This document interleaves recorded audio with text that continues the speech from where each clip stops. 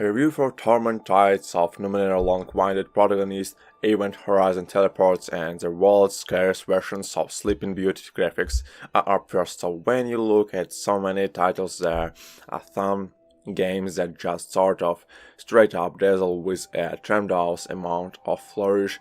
These graphical masterpieces that are also at the same time technical wonders through in post-processing and various effects all around the screen.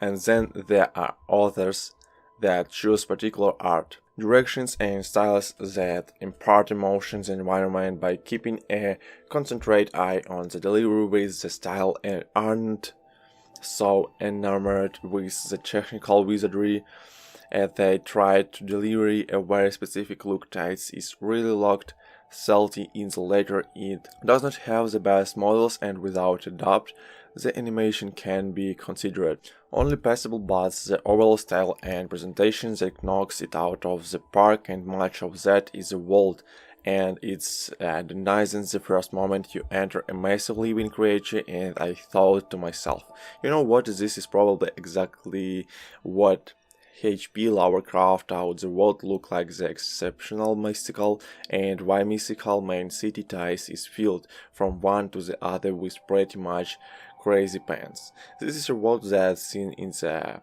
and many times, which means each location has an acute feeling of being used and reused and used again, with jutting mysterious something's taken out of the ground.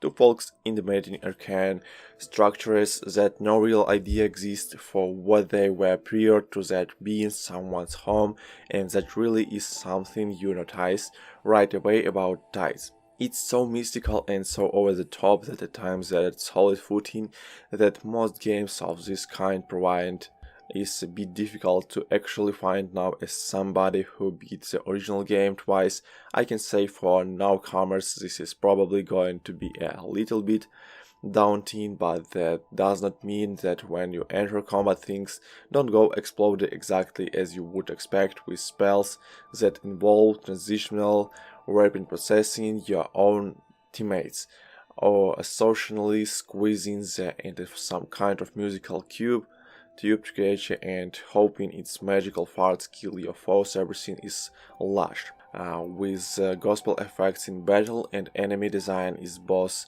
spectacular and as odd as you would expect from a Planescape style game. Sadly, there are problems reported with the consoles versions, and they are also different ball game when it comes to performance. While on the PC 4K resolution and a high FPS as easily attainable on PCs with a 1080 GTX, and the consoles his low 20 FPS many times, which performing even at the best of times. Unfortunately, on the PC side you don't have a lot of options for your own graphics, as within a few settings, and in fact it's actually a little lean when it comes to that.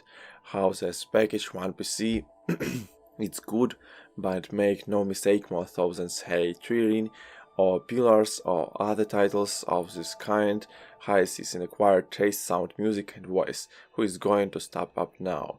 Where did he fall from body smash to talk? How one day he is still breathing? Also, was a corona not this origin point? Look, he is healing already.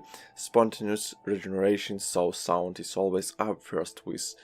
While environmentally the title has a couple layers and location to break up the wind is weeping at your feet kind of background sounds. The battle sounds have almost no variation, and while many combat can be skipped or completely negated with this kind of system and narrative based design when you are in it, I would have liked for more variation and on the attacks, especially in longer battles when 7 dudes with swords are all seen who can chop off any and enemy's limbs faster, and it sounds like the same swing into the foley watermelon repeated for each one, likely signs you are not in battle that much when you are out, and exploring the sound is actually pretty good, with some unequal layering across the different environmental moments and some overall pretty good sound stereo separation.